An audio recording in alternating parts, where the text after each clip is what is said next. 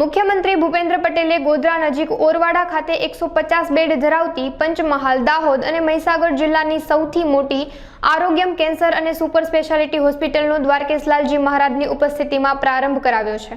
મુખ્યમંત્રીએ હોસ્પિટલ ખાતે આયુષ્યમાન યોજનાનો પણ પ્રારંભ કરાવ્યો હતો। ગોધરામાં આરોગ્યમ હોસ્પિટલ શરૂ થતા પંચમહાલ, દાહોદ અને મહીસાગર જિલ્લાના નાગરિકોને ઘર આંગણે અદ્યતન આરોગ્ય સેવાઓ મળી રહેશે। આ હોસ્પિટલમાં કેન્સરના દર્દીઓને કીમો, રેડિયોથેરાપી અને સર્જરી જેવી સુવિધાઓ ઘર આંગણે ઉપલબ્ધ થશે। આ પ્રસંગે વિધાનસભાના ઉપાધ્યક્ષ જેઠા ભરવાડ, જિલ્લા પંચાયત પ્રમુખ રેણુકા ડાયરા, સાંસદ રાજપાલસિંહ જાદવ, જસવંતસિંહ ભાભોર, ધારાસભ્યો સહિત પદાધિકારીઓ ઉપસ્થિત રહ્યા હતા।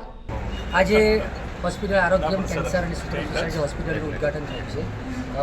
ગુજરાતના માનનીય અને યશસ્વી મુખ્યમંત્રી શ્રી ભૂપેન્દ્રભાઈ પટેલ સાહેબના વરદ હસ્તે આ ઉદ્ઘાટન થયું હતું, જેમાં દ્વારકેશલાલજી મહારાજની પણ ઉપસ્થિતિ રહી હતી।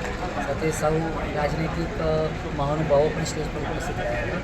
પ્રસંગ બહુ સારી રીતે પૂર્ણ થયો છે અને હું ગોધરા, પંચમહાલ સાથે દાહોદ, મહીસાગર જિલ્લાના જેટલા પણ આમંત્રિત મહેમાનો હતા એ સૌનો હું આભારી છું અને આપ સૌ મીડિયાના જે મિત્રો છો એ સૌનો પણ હું ખૂબ આભારી છું કે આપણે આપણા કિંમતી સમય કાઢી અને હોસ્પિટલના ઇનોગ્રેશન માટે તમારો સમય ફાળવ્યો છે। આવતા સમયમાં આ હોસ્પિટલમાં જે પણ દર્દી આવે એ સારી રીતે સારી સારવાર લઈને જાય એ અમારો દૃષ્ટિકોણ અને એ જ અમારી સંકલ્પ છે અને એ સાથે જ અમે આગળ વધીશું। એમાં આપણે સૌનો સહકાર આગળ અમને આવો ને આવો જ મળતો રહે એવી અમને શેની સાહેબ આ હોસ્પિટલ છે ને વિશેષતા શું છે?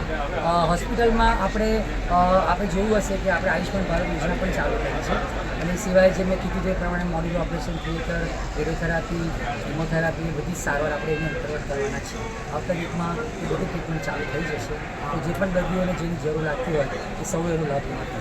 હોસ્પિટલમાં કેટલા ડૉક્ટરો હાજર છે?